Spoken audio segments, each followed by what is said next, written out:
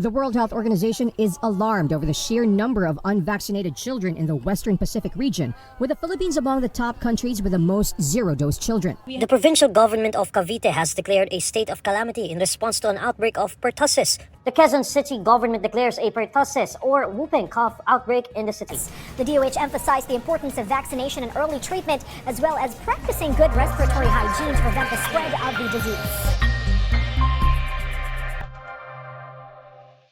The Department of Health continues to monitor and act on pertussis or whooping cough, or commonly known in Filipino as ubong dalahit o tosperina, in the country.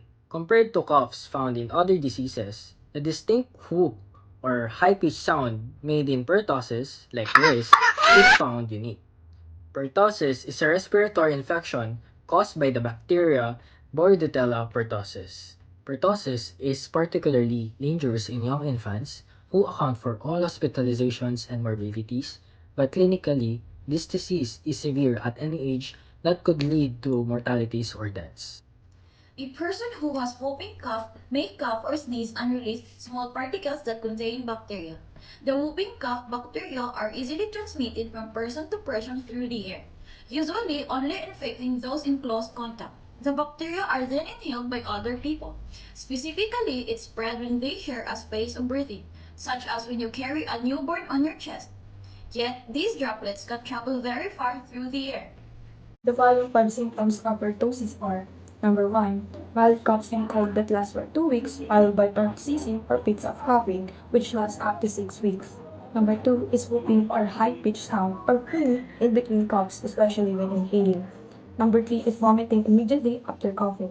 Number 4 is shortening time. May not presently cough, instead they may turn cyanotic or bluish when coughing. Lastly, number 5, when you experience a low-grade fever.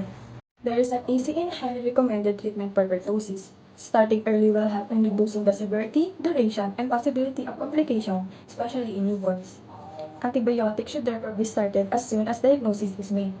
If it is determined that they have been exposure, there are several antibiotics available to treat pertussis. The 3 most widely used ones are erythromycin, clarithromycin, and azithromycin. Remember that it is important to consult a doctor and use antibiotic only as prescribed. Do not self-medicate. Vaccination is safe and effective against pertussis. As of March 25, there are 64,400 doses of pentavalent vaccines in the country. Specifically with pentavalent vaccines, it is used against DPT, diphtheria, pertussis, and tetanus, in addition to hepatitis B, pneumonia, and meningitis. Infants as young as 6 weeks may already be given this vaccine for free at government health centers. Children from 1 to 6 years of age may get a booster dose. Older children, as well as adults, are advised to consult a doctor or health center for advice on the appropriate vaccine.